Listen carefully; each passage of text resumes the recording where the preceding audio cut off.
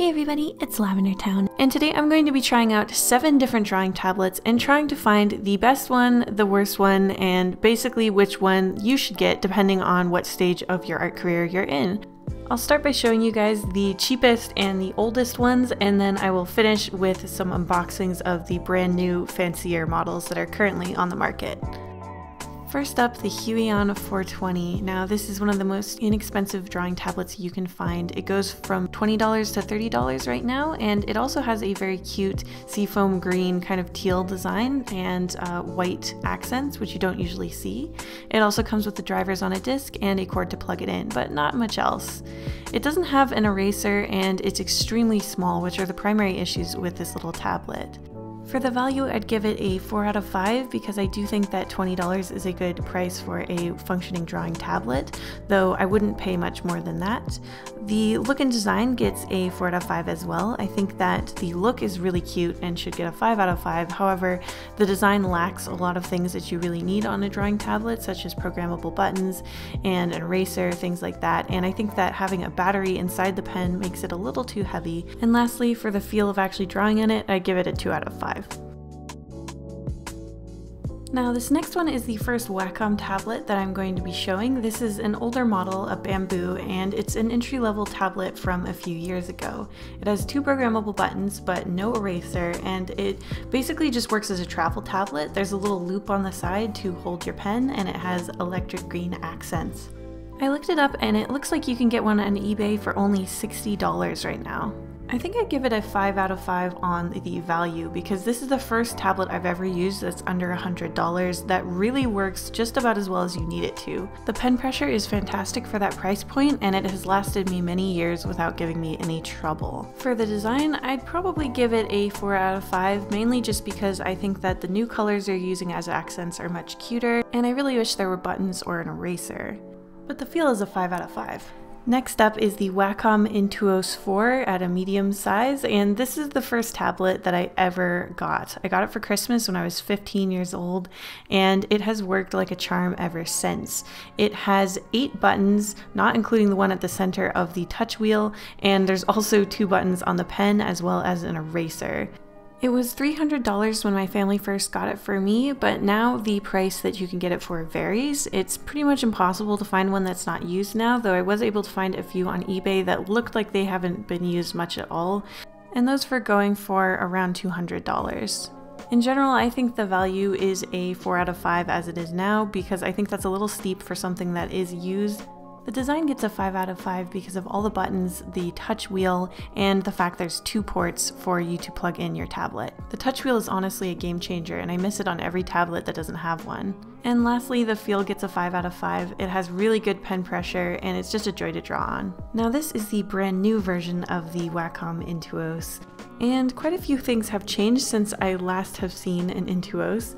I got it sent to me brand new from Wacom, so I decided to wait to unbox it until I was filming this video. Now, my first impression of it was that it's very light and it has this very nice color on the back. I quite like the accent color of that seafoam green. It's a pretty small tablet and it has the same little fabric-y loop at the top that the Bamboo used to have, as well as 4 little clicky buttons. And I was surprised to see that there's a power button on it that started blinking right away when I took it out of the package because I didn't realize that this was a Bluetooth tablet, which basically means you don't have to have it plugged into your computer at all times. It'll allow you to get a lot more comfortable and not have to worry about getting tangled in wires. I also like that they changed the little charging cord to an L shape. It's kind of a small detail, but it's those things that really stick with you when you use something a lot. This tablet costs $200, which I think is a very good value, a 5 out of 5 for sure. The design is really cute, and I quite like the new buttons they have. They're super clicky and satisfying. My only problem with the whole design is that there is no eraser, and that does really bother me as someone who uses mine a lot. So the design gets a 4 out of 5. I think the feel is the best part.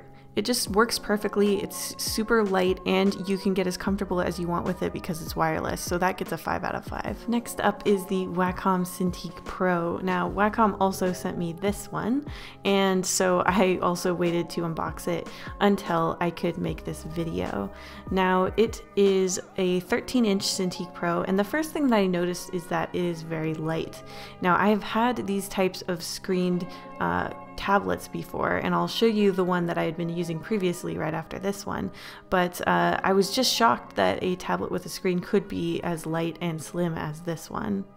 I had a lot of fun unpeeling the plastic off of all these little cords. I was actually quite worried that it would be overwhelming to have so many cords, but luckily they give you a little metal hub that you plug them all into, so it actually becomes fairly simple and straightforward to figure out where they're all supposed to go to, and then you can just sort of push them all into a little cranny behind your computer, and everything actually ends up looking pretty neat. So I was really glad about that because I hate having cords sort of flipping out all over the place. It's really nice that they had something to consolidate them because yeah, it's a lot of cords.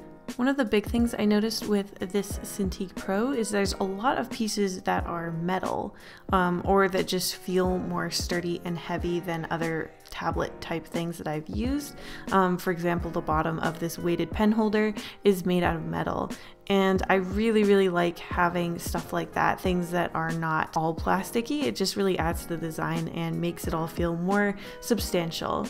So the price for this tablet is $800, and that's pretty shockingly low for a screen type tablet like this. Cintiqs have often been over $1,000 for a new one, so I was pleasantly surprised by the price. If this tablet lasts as long as all my other Wacom stuff, it's definitely a 5 out of 5 on the value scale. I'm also giving it full points on feel and design. It's just a beautiful tablet, and the screen is somehow nice to draw on, but also very clear and colorful to look at, which is a hard balance to strike. I was going to take a half point off because there's no buttons on the tablet itself, but I realized that adding physical buttons would in fact ruin the super seamless design, so I couldn't bring myself to do it. Now, for the most expensive one of the bunch, this is the Wacom Cintiq Companion 2. I got this as a gift from my parents. Thank you so much to them. I don't know if you've noticed a running theme through this video, but my parents have been extremely supportive of my drawing and my drawing career all throughout my life, even when I was not very good. So I credit them majorly with a lot of the things I've been able to achieve with my art, because I really don't know how far I would have gotten without them. But yeah, that mushy stuff aside, this is a very interesting tablet. So there are screen tablets, there are non-screen tablets, and then there are these types of tablets which are stand-alone. Basically, you can draw on them and you don't even need a computer to hook them up to because they're their own tiny computer. When it was brand new, it costs about $1,500, I believe, to purchase. But now, because only refurbished models are available, you can find it for around half that price. Overall, this tablet works really well. It's awesome because it's kind of like having a digital sketchbook. However, there are a few things I wish they would change. It's an asymmetrical design, which means you have to flip it with the camera upside down if you are a lefty. It runs its fans at full speed almost all the time, which can be quite noisy. And lastly, it's pretty heavy to lug around. Based on its original price, I'd give the value a 3 out of 5. I'd give the design a 4 out of 5, taking off a point for that upside down camera, and I'd give the feel a 5 out of 5. It's still very responsive. This one was originally going to be a much earlier entry. It's the CV720 Ugee tablet. It was sent to me when my channel was first really getting started. Unfortunately, I don't think that it works anymore, so it kind of got disqualified from this review, but I did want to bring it up because it is only $22 and it is much more substantial than the Huion one.